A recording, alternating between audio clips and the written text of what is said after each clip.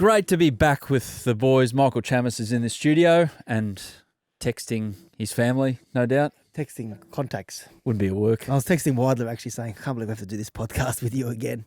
Because honestly, it was better when I was hosting. Me? I can't believe you have to do it with me. Or... Yeah, that's what I meant. Yeah, you took the sledge see you away. later. Have a good show.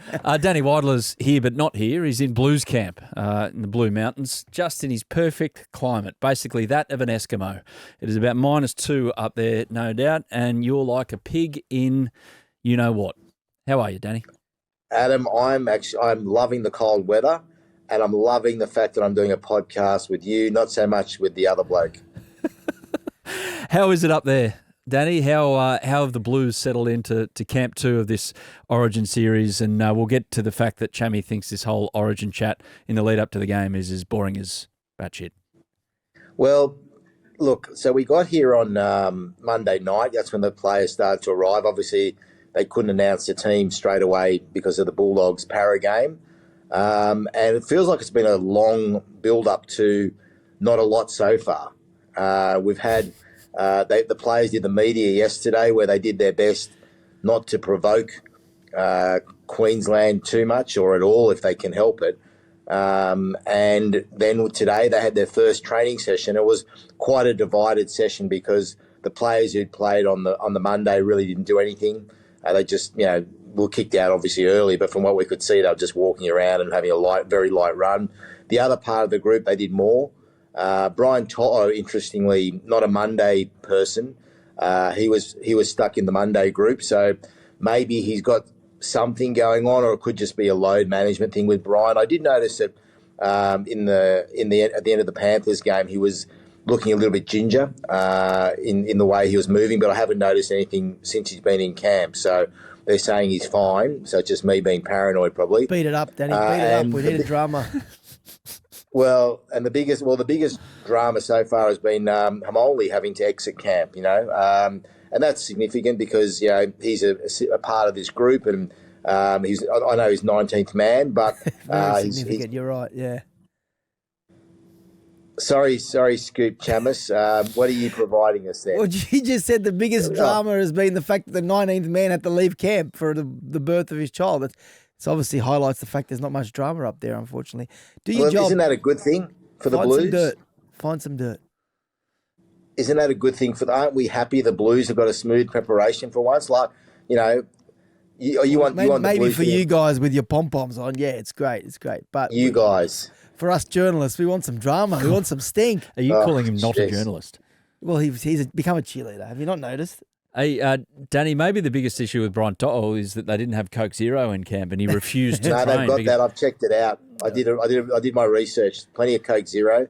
Can you pass on to Brian that I read an article the other day about a Brazilian man at the age of 60 who has drunk Coca-Cola all his life and he had 38 gallstones removed from his body? So maybe maybe Brian had a gallstone. I'm not sure. That's a good story. That is a good story. Write it, Danny. Do it, Danny. I will definitely. I'll make Brian aware of that. I'm sure he will take note. I can't wait for Danny to get up to Frank Panisi. Say, listen, I've got mail that Brian thought was in doubt with gallstones. Because of an article that some pleb read on the internet from 5 years ago. Something Pele wrote 3 years ago. Hey, the big fellas up front, Danny, hopefully you'll be able to just prod over the next week or so about the fact that Stefano, Spencer, they both want the ball off the kickoff. They both want to, for want of a better expression, given all the drama that's happened there, just to run it straight at the Queenslanders. Stefano has said, I want it and I want to run it straight at Munster. Spencer would run it anything in a maroon jersey, I get the feeling.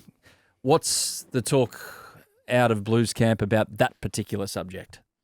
Well, yeah, look, I mean, the obvious thing has been that Queensland have been absolutely lampooned, haven't they?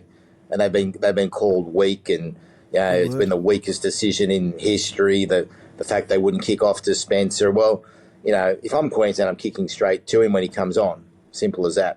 And Spencer will be up for the challenge. It'll be nice to hear from Spencer about that eventually, soon, one day, because that's been one of the bubbling issues, obviously, in Origin, the the whole Spencer Leniu situation. But at the moment, we're just sort of guessing from Spencer's point of view as to how he feels about all that. Although we saw quite publicly that he felt basically that it was a soft call to go away from him. And look, the front rowers, I think the Blues, it's a massive out. Mitch Barnett, I think what he did was only just behind Payne Haas, and his the way he rumbled forward and belted blokes and was dynamic. I think it's a significant issue for the Blues. And look, I'm not bagging Stefano Itokamano at all. He's a good player, but I just really enjoyed what Mitch Barnett brought for them, and I don't think we should overestimate the value that he gave to that team and underestimate what it means for him not to be there. Have you got anything on that, Chammy, or is this whole Origin chat making your eyes glaze over? I'm not. It's not about him, Adam. That's the problem. See, if it's not about him, Michael Chammas is It's not about. It's not about me. It's about the listeners. And the feedback I'm getting is they don't really want to talk about the ins and outs of Origin. Yeah, sure. Once the game's over. Is this on one of your Instagram blogs that you do, or whatever it is? Don't start trying to deflect. And what's that word you used last week? Anything. I'm just asking you. What's that word you used that I got bagged out for not knowing? I can't remember what it was. Discombobulated. Discombobulated. That's the one. No, you're just rude, Michael Chammas. No, I'm just trying to give the fans what they're after. I'm telling you now, people listening to this right now are thinking, get to the juice. They don't listen to us for insight into... We got. Are you with me or not? A little bit. Producer Curtis, are you with me or not? There's some thumbs up over there. King, you just copped it, bro. Well, I'll leave the podcast now if you like, and you can just carry you're on. capable. It can just be, Michael, it can be all about you, because that's how you like it. Oh, you're capable of getting down to the gutter, so let's get in the gutter. It's all about we will you, after the break. Let's get into the gutter. Like on the rundown is West Tigers, Shane Flanagan, News Corp bosses at odds with Peter V'landys, and the game that shapes the narrative. And I'm going to have a rant about it. I'm happy with Origin, but let's talk about the controversial stuff. Well, here it is. Queensland stuff. Queensland stuff. This was Aaron Woods on Triple M Breakfast in Sydney through the week about Billy Slater leaving out DCE. You watch these blokes up north and they say they don't get it, we don't get Origin, and they use this pick and stick mentality. Well, Billy, you've just turned on your skipper.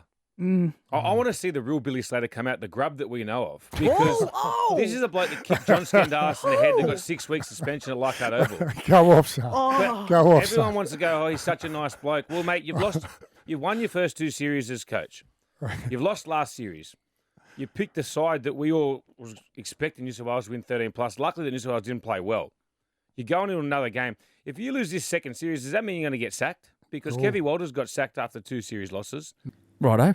You happy now? Someone's provided a bit of spice. Woods off the back fence. Chammy. It's good. Is it spice? Is it fair that Billy is in the crosshairs from those outside Queensland for dropping his captain? And I think there's a view, and obviously Woodsy encapsulates that view and what he said, that a lot of former players see this Mr. Nice Guy on camera and they remember what he was like as a player and think it's some sort of facade. I didn't have the chance to play against him, obviously, but he is a nice guy. He's a nice guy, but I'm just saying that those who played against him, like Aaron Woods, think it's a facade because of some of the things he may have done on the field. Now, Daddy and I work with Billy, and I'm not going to have a crack at his character, but there's no doubt that is a big, big decision to drop Daly Cherry-Evans. He knows it's a big decision, and their series hinges on it. But I don't actually think it matters who they pick. Daly, if they pick Tom Dearden, they're going to lose the series. Their team is not good enough. Timestamp that if they come back and win 2-1, Danny Weidler. Well, they should lose the series. Well, I'm talking about Billy being under pressure. Laurie should be under pressure if they lose this series. They've got a much better team. Well, look, let's not forget. So, first of all, on Billy, he did everything possible to win a game of football when he played. So that's what Woodsy's taking it back to the way he played the game. And if you remember, which I'm sure you do, the glass houses comment from Michael Maguire, that was a slap at Billy Slater as well. So Michael Maguire went after Billy last year in his way. Aaron Woods is going after Billy Slater again this year. They're trying to put pressure on him. I'm sure Billy is better equipped this year to handle it, because I don't think he handled it that well last year. I think this year he'd be more prepared for all kinds of attacks, personal attacks like this one, and anything else that may come his way. But I think good on Woodsy for saying something. we need more people to say things in this Origin build-up because, Chammy's eyes roll in the back of his head and he falls asleep. A decade ago would have been the likes of like Paul Gallen, Watmo, Glenn Shaw, maybe not Glenn Shaw, but Greg Bird. Those guys would have said what Woodsy said, and they would have been playing against Queensland. Whereas we have to rely on someone from that generation to light the fuse. And I get it, not everyone can be controversial and good on Woodsy because I actually believe that he believes what he's saying. He's not just saying it for a headline. He actually believes it, and he was quite critical of Billy Slater last year. Great, it's great for the contest. I don't think Billy likes it. I'm sure he doesn't. But so what? This is what this arena is built on. And there's too much Mr. Nice Guy, and there's too much guys deciding that I want to talk, and there's too much following what this whole narrative. I said it before. This whole narrative that you can't give the opposition ammunition. That's bullshit. Well, how about this narrative though? This thought from inside New South Wales camp is that they actually respect the fact that Tom Dearden is a better option than DCE at the moment. So what's the point in stirring the pot when you're 1-0 up and you've got a guy coming into the team that you've got to contend with, which is possibly, Danny, a bigger issue than what you faced in game one? I'm not saying that's right or wrong. I'm just saying that that's a possibility in the minds of the Blues camp. Is that fair? Yeah, look, first of all, I don't really agree with the decision to drop Cherry-Evans. I think if you picked him for game one, you pick him for game two and you go all in and hope that he does the job. He was by no means the worst player on the field for Queensland. I think if you looked at the entire spine for the Queensland team, you could have found fault. And that all stems back to, obviously, their forwards getting absolutely hammered by the Blues forwards. So I think it's a hard call on Cherry, but it's a brave call by Billy Slater. And, yeah, look, the Blues probably, they haven't said it to me directly, but there would be a fear about Tom Dearden. But don't forget, he's not that experienced as a halfback. It's a big step up in Origin. I know that he can look good towards the back end of games when, the other guys have beaten each other up a bit and he comes on. But it's a big difference. It's a really big difference to being starting halfback for Queensland. And he's quality. He was terrific for the Kangaroos last year. He's been a very good player for quite a while now, but it's a risk, isn't it? Billy's taking a risk, and he's staking his immediate, future on a bloke who hasn't got the runs on the board like Daly Cherry-Evans has had. Hey, Danny, just up there, is there much talk, and I'm not saying they're going to do it in front of a microphone or in front of a journalist, but just much, as you like to say, scuttle, around who Queensland have picked, where they've positioned them, what they're going to do with Patrick Carrigan, the fact that Ezra Mam is 18th man. Is there much chat around what they've done, or are they very much in Blues camp? No, we'll worry about us and us only. So today, just before we hopped on the podcast, the media sessions were done with Angus Crichton and Stephen Crichton. And Angus really dead-batted a lot of the questions around the Queensland team selection in front of the television media. In front of the print media, I've been told that Angus went down the line of Queensland. Surely that's not going to be the team that runs out on the field, that one that they've announced. And he went down the line of, I don't know the exact quotes, but along the line of mind games. They're playing a bit of mind games with the Blues. That they don't believe that the team that they've selected with the Carrigans on the bench and those sort of people on the bench, that maybe it's going to be different to what they get. So, there is talk about it. And whilst they say we don't pay attention to what Queensland are doing, they do pay attention to what Queensland are doing. Mm. Yeah, no, I think Queensland should play mind games because they need every advantage they can take at the moment because, as we said, on paper, if this is an even contest and you're just looking at the two teams, New South Wales should win. So I think that they are trying to distract New South Wales and play with their minds a little bit. And I don't think it'll work. Just looping back to DCE quickly, why haven't the Roosters announced him yet? Well, DCE wanted to make a decision after Origin. Oh, okay. I don't know how the fact that he's no longer playing Origin and unlikely to feature in this series, whether that fast tracks things. But he was obviously of the opinion that by the time Origin was completed, he would have a good understanding of whether he wanted to play on. Now, the likelihood is he's going to play on at the Roosters, but he wanted to give himself absolute assurance and time to make that decision. So, that's my understanding of the situation. I don't know if Danny's heard anything differently. Danny? No different. No different. Chammy's right. It's going to be announced. It's going to happen eventually. It'd be a shock if it didn't happen, put it that way. If it doesn't happen, it's because he's decided to retire. Yeah. And he's decided, I can't go through this again. So no Dolphin. No, I think it's Rooster or he's done. A rooster or bust. Rooster or bust? Sounds like you, Danny. No, actually, dogs or bust now. Oh, don't start. He's very sensitive about that. True. We already said today he's got the Blues pom-pom. Wait till he gets the white one out. Yeah, exactly. Now, I'm looking for our group chat because I want to bring something up with you, gentlemen.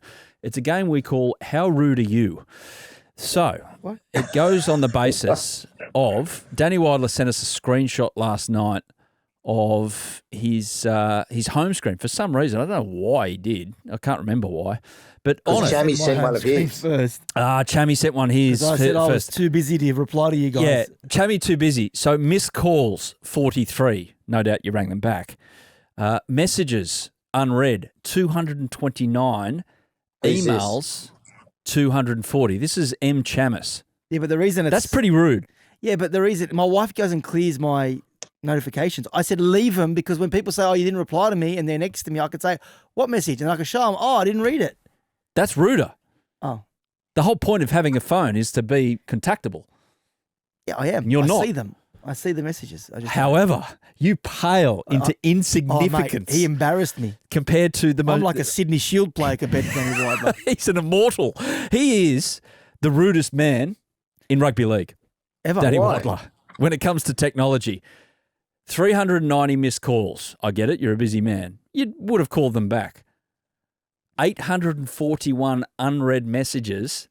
And here's the kicker, ladies and gentlemen, for the jackpot on The Price is Right. Incredible.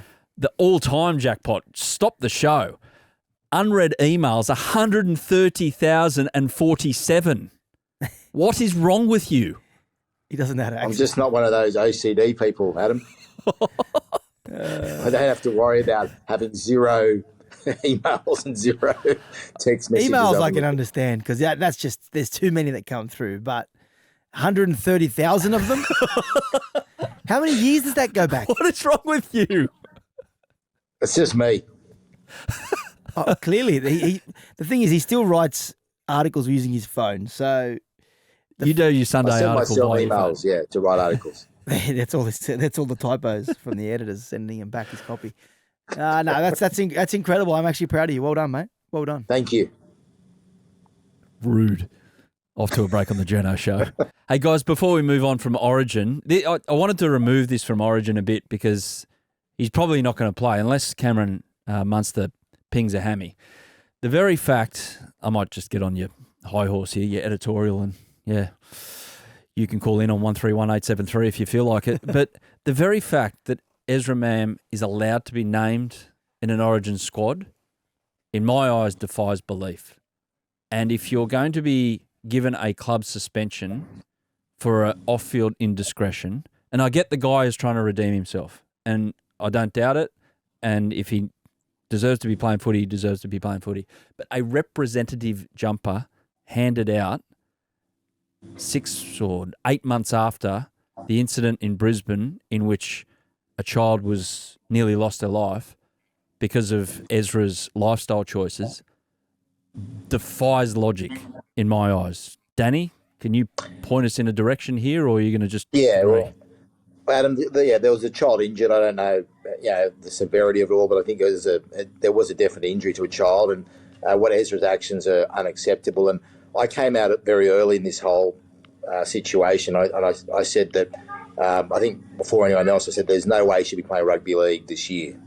And I stand by that. I don't think he should be playing rugby league this year. I think he should be doing a lot of community work. He should be maybe if he wanted to play in a lesser league, fine, to keep his fitness up and for his mental health, fine.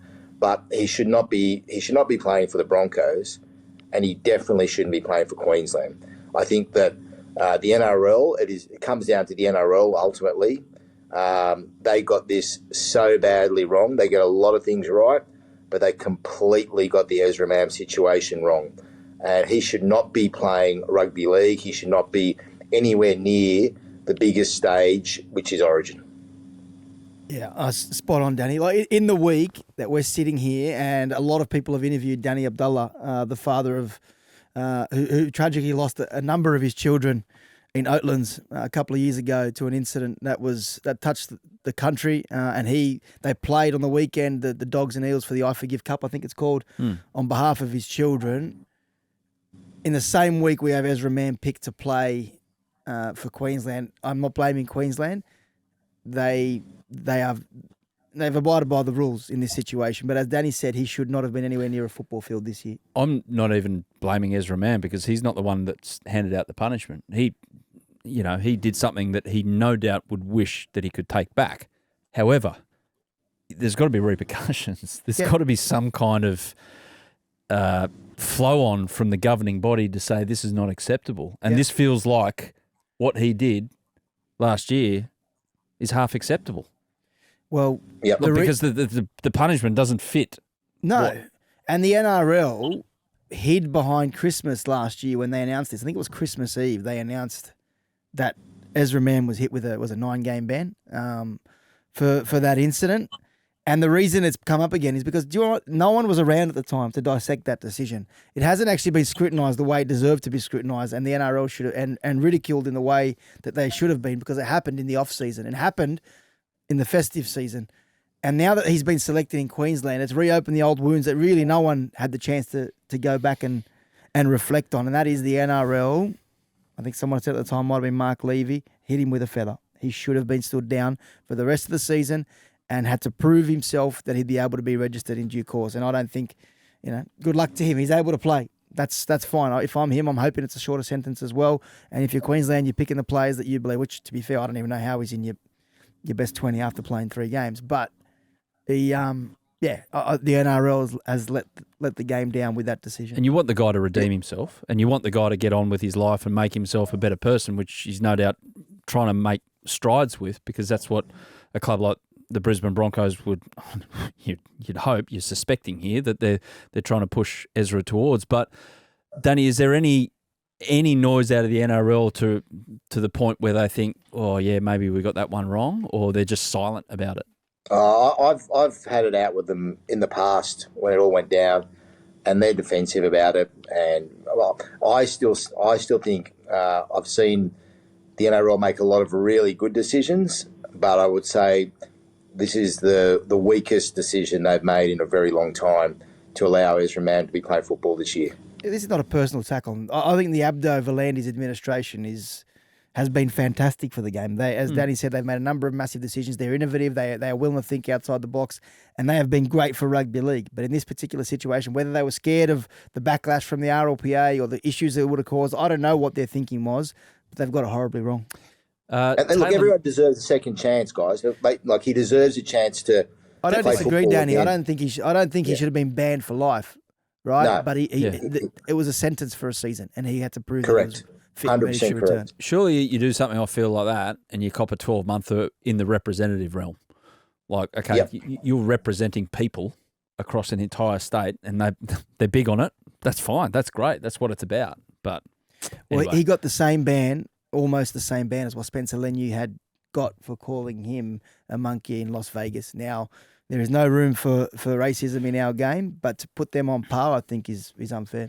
West Tigers, Taylor May. Is he playing now? I thought he was a bunny.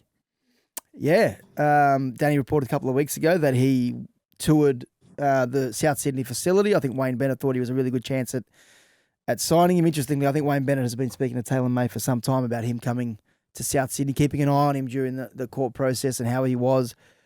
In the end, a train and trial deal was on the table at South Sydney, but the decision was made to sign with the West Tigers, who offered him a train and trial as well. And the Tigers were out of the running. We said before the Tigers were not going to explore Taylor May. Danny did that interview with Taylor a few weeks back where he spoke about the mental health struggles he's had, time he's spent in a rehabilitation facility to try and get his life back in order. At the time, the Tigers put the red pen through his name. They weren't convinced that he was on the right track. Something's obviously happened in the meantime to convince them that he is not the liability that they may have thought he would have been when they initially decided to reject his interest in the club. So, train and trial deal, no guarantee beyond the end of this year, but there's no doubting his ability as a footballer. It's whether or not he can get himself right and in a mental state to be able to handle the rigours of being a professional first grader. Yeah, when I interviewed him, he said it was his dream to play with his brother, Terrell. So he's getting that, and that's what he really wanted. And I think the Tigers realised that, he would be committed at least on that front. And what you talked about, something did happen to him. Well, what happened to him was he put himself in a psych ward for 2 weeks and did 6 weeks or 5 weeks of rehab, where he's in a rehab facility as well. Now, those are both big commitments, but they don't come with guarantees, and they're not just one-off things. Taylor May, when I spoke to him at length for that interview, he knows that he's going to be judged on his actions. He knows that he didn't like the person he was, with reason, and he knows that he needs to continue to work on himself, and that's going to be, I think that has to be a big part of his train and trial and his ongoing future. If it's going to be with the Tigers for a long term, I think he's got to continue to work on himself, and I think he knows that. And that's a commitment. He's got to make that commitment, because if he doesn't work on himself and he slips into his any sort of bad ways, he won't have a football future, and he should have a big football future.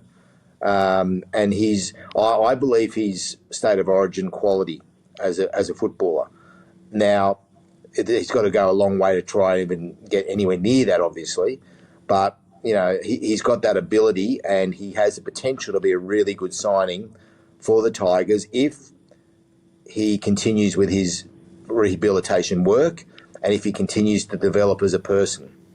There's no doubt people have their views on Taylor May, the court proceedings. He knows that, Chammy. He knows that people don't like him. He knows. Well, you can't, NRL, people in general, we can't discuss that court case in relation to him being guilty of anything, because the charges were withdrawn in the end. So you have to take it on everything else. And the reason that he has struggled to find a club is because of his mental health situation. And that he was suicidal, videos, Chammy. He was suicidal, and he said he considered on a number of occasions taking his own life, and that's, I'm not saying that lightly at all. They were his words, and I'm not condoning anything he's done in the past. And we're just speaking about Ezra Mam. Well, that's a different situation, obviously, but like I said, people deserve second chances at life. This is his second chance.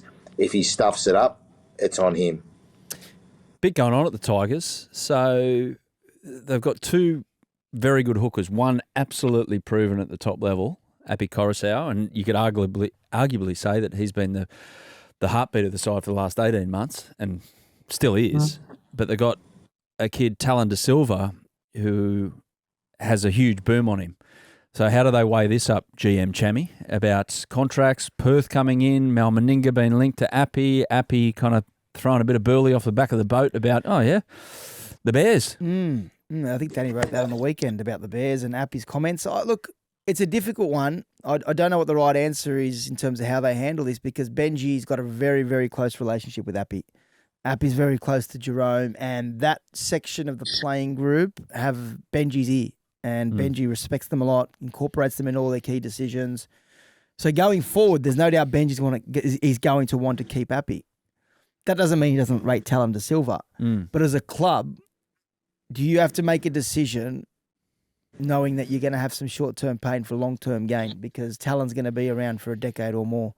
Api's coming towards the end. I don't know what the right answer is. I don't know if there is a right or wrong answer. They've had long-term pain for a very long time. Well, that's right. And then do you upset the guys who you've now handed the keys to the castle to, your Terrell Mays, your Jerome Luais? Do you upset all those guys by saying to Api, thanks but no thanks? So it is a tough decision. How big's the subplot? Danny, you've disappeared. You've turned your screen off. This is Danny Weidler with technology right here. Sorry, I just got a bit of news for you boys. Oh, here we go. Around Origin. I just got a text message. I will come back to the Api chat, obviously. Sorry if I wasn't listening properly. No, if you got breaking news, it's about time you're doing your job. Hit us with it. Do you want me to give it to you, Chammy, or do you want to continue to Don't listen to him, Danny. Go for it. The people's champion. Yeah. The people's champion. I can tell you that, you know how we referred to Brian To'o and being in that group of, the Monday group, and it was a bit weird that he was there sort of not doing the full training. Well, I just got a message from the Blues that Jacob Kiraz is going to come into camp.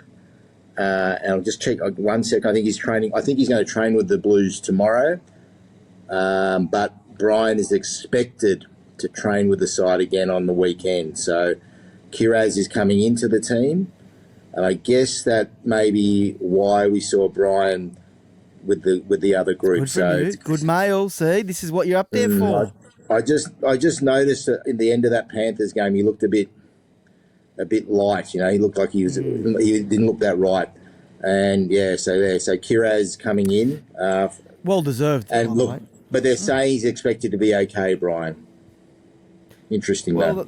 You have to take him on face value. They said that Payne Haas was expected to be all right. Stephen Crichton was expected to be all right in game one. So last year they were quick to rule out. Who was it last year that got ruled out? Dylan Edwards for Teddy. They made the decision and they decided to bring Teddy in. So that was a hammy, though, wasn't it? Well, that was never going to get better. Brian's had hammy issues, hasn't he? Has it been a hammy this year with Brian? Yep. So I think we established it was gallstones, didn't we?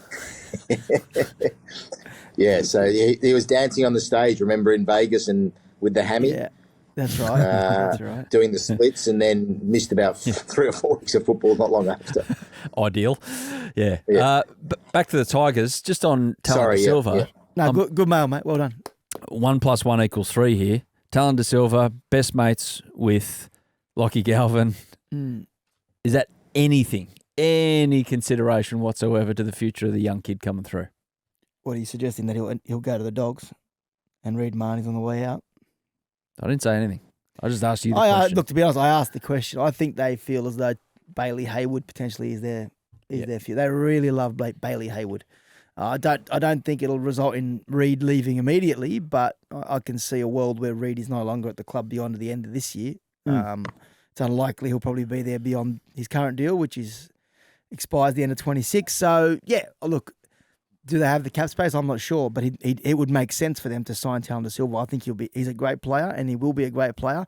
Manager's asking for around $600,000 at the moment from the feelers he's putting out. I don't know if he formally has permission yet from the Tigers to do so, but that manager's actually been served the notice of suspension as well. Mario Tartak, he could be out of the game for 12 months, which may complicate the Talon Silva situation. So, I honestly don't know the answer here. I know I like to sit here and pretend I know every outcome that should take place, but in this situation, I feel for Shane Richardson, and hopefully do your job, mate. They make the right call. Yeah, you didn't know there, Danny.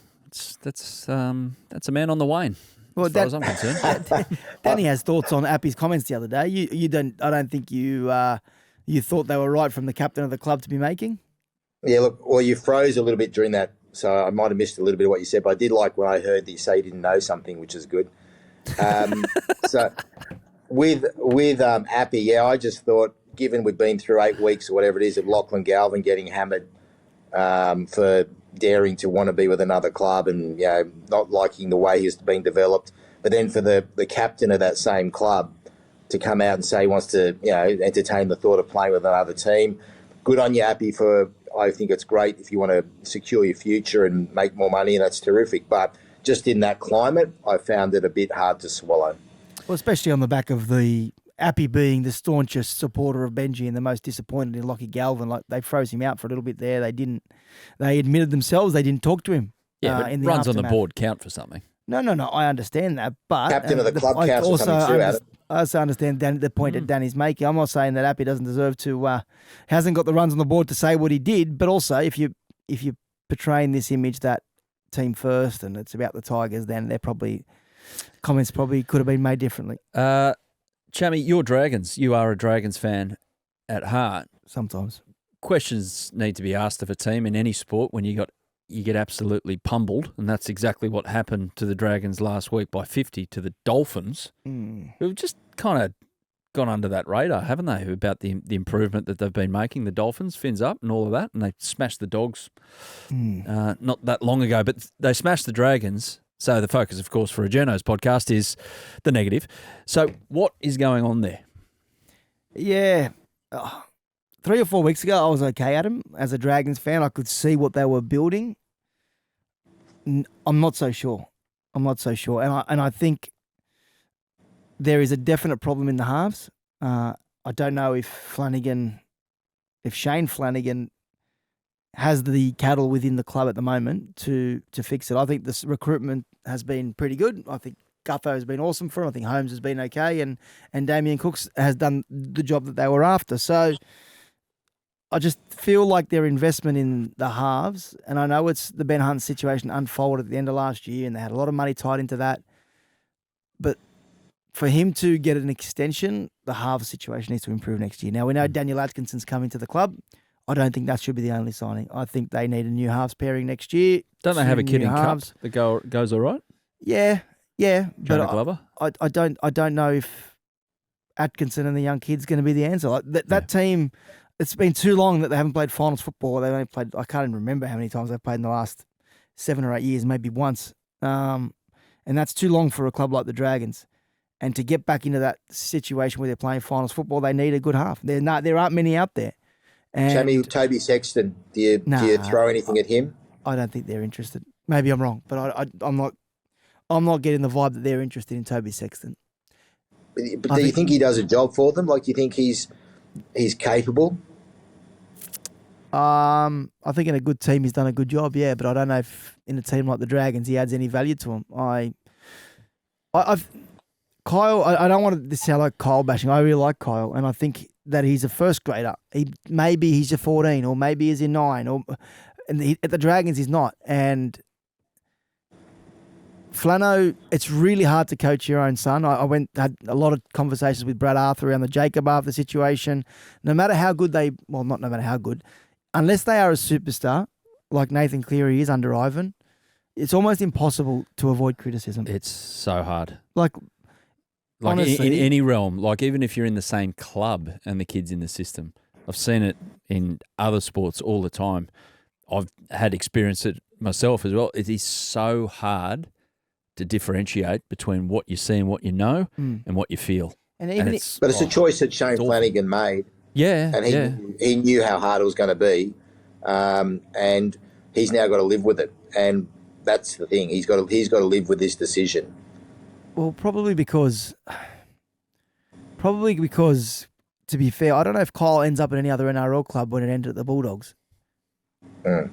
And I'd agree with that. As a father, I can sympathise. You think your kid's good enough to be in the NRL, and you want to give him the chance. And I'm not saying he's not good enough to be in the NRL, but he's not your main man. And at the Dragons, he's been asked to be the main man. Big ask. If he was outside of Mitchell Moses, I'd be comfortable. If he was outside of Nathan Cleary, I'd be comfortable. But he's not the main man, and the fact that the Dragons are in a situation where he is that, unfortunately, it limits their ability to do anything significant in the competition. And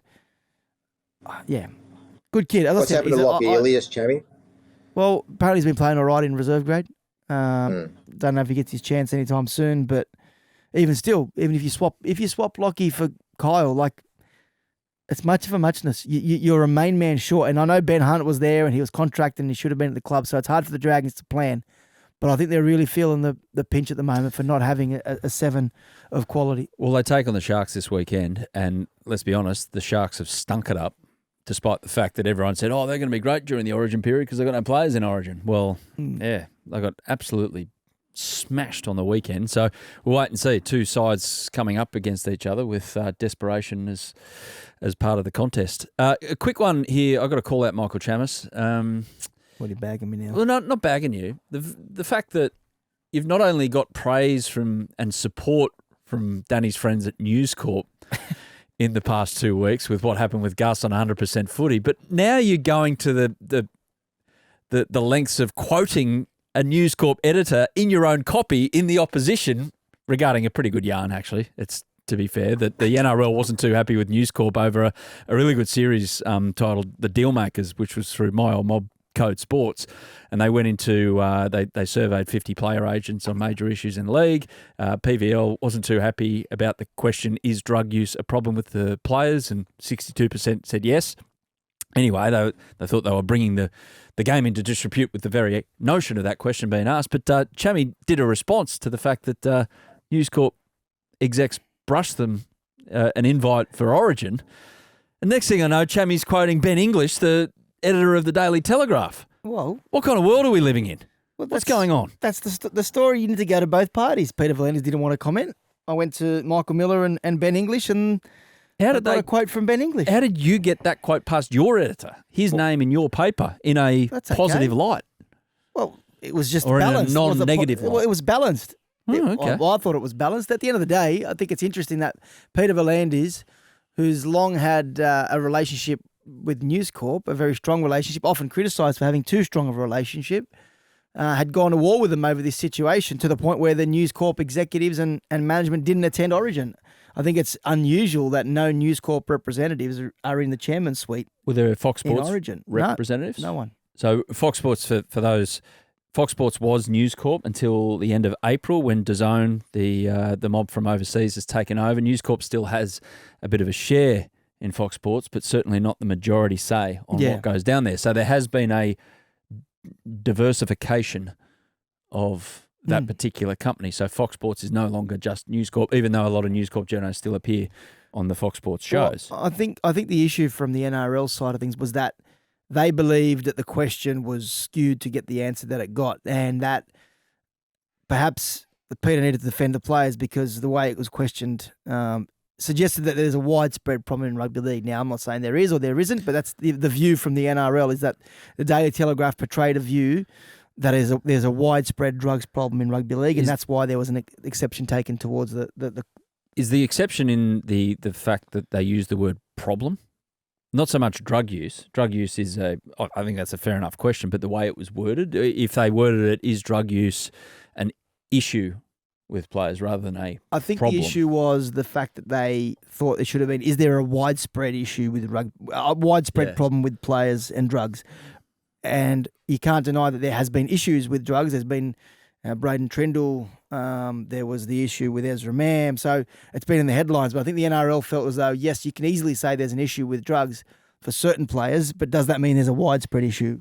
Gotcha. And is it any different to the problem in society? So, look, fair story. As I said, I think the fact that News Corp and the NRL aren't seeing eye to eye is a story every day of the week. Why didn't you do a Dealmakers series? Why did they get the jump on you on that? I thought it was a pretty good idea. Yeah, it was good. I think Ben English said it was great journalism and backed his journos. So, yeah, what do you want me to do? Steal some ideas like News Corp do to us? Brent Reid stole some poll office. That's okay. Tell you what's been stolen off Danny, the ability to use technology. Oh, no, he's back again. Here he is. You right, Danny? What are you doing? You getting messages? He heard you were talking about me and he had no interest. He's on this To'o case. He's Googling gallstones, I think. What's happening, Danny? You there? Nah, brushed. He's staring at the camera. Lost us. You can't even tell we're talking. So, yeah, mate, that's where we're at the moment. Fair enough. Last one. So I've got it as the game that shapes the narrative. As we look at here at Danny Weidler, he's actually frozen. No, he hasn't frozen. He's blinking. He's like one of those street artists that he's frozen. And he's actually there. He's going to jump up and scare some kids. Anyway, the game that shapes the narrative. Bulldogs. No, we've lost you, Danny. Bulldogs and Souths. I cannot believe, Chammy, that this is still a thing. The 18th man. Yes, your rant. Matt Burton can't play in this game. Did Weidler pay you to say this? No. On behalf of Philip Ronald Gould? But Colomatungi can for Souths. Yeah.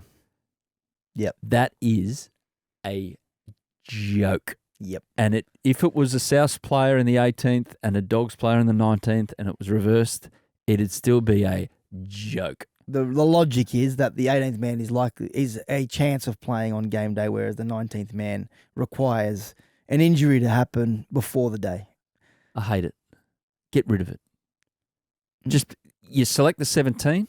It's the same for both sides. And if you cop an injury, too bad. If the player has to back up 4 days after for Origin, I'm sure he'll be okay. It'll be okay. Well, they're player backing will up survive. after 3 days post-Origin, so why can't a player back up before Origin? No, the solution to this, and I agree with you, it's a disgrace that Matt Burton has now missed 5 or 6 games for the Bulldogs because he's the Blues 18th man. They should name 1 to 17, okay, and anyone else outside that squad plays. And then 2 days before the game, on the Monday after that round, leading into Origin, they announced their 18th man. Mm-hmm. I agree. I totally agree. or have you don't even need the 18th.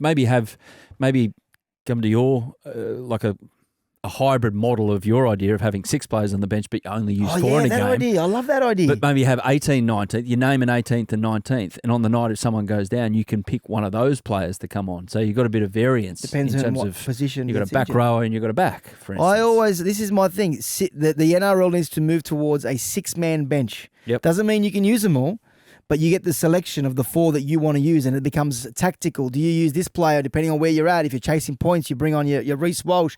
Like imagine Reece Walsh was sitting on the bench and Queensland are chasing points this week, and you're thinking, okay, we've used 3 of our players. Who's the 4th going to be? You bring Reece Boy on for the gram. But also, on my rant last week about the kick meter stats, I'll have something a bit more next week. Will Bedell, one of the great NRL statisticians and guys who works with clubs, knows his football inside out. He's provided me some responses. Has he? He's given me the numbers. I had a young fella named Ellery as well reach out to me, give me some numbers on the kick meters. So I'll probably discuss that next week. Some riveting stuff coming out of that. Well, the world's been waiting. I mean, no one's paying any attention to what's going on in LA or Ukraine or anything like that. They're just wondering about Chammy's kick meters. Yes. Yeah. We're gonna revolutionise rugby league. We're going to revolutionise Supercoach. It's going to add the metric into Supercoach as well. Oh, yeah. Do you play Supercoach? Is that News Limited? No, I don't play it. News Corp, get the name right. Sorry. Of course I play it. Danny has disappeared into the ether. I don't know where he's gone. He might have gone to another universe, so we'll leave him there. I think Gus called him. He had to take the phone call. Fair enough. So, Chammy, we'll just say goodbye amongst ourselves. Thanks for that. I'll see you in Perth. No, you won't, but I'll see you on the screen because I'll be here. All the best. See ya.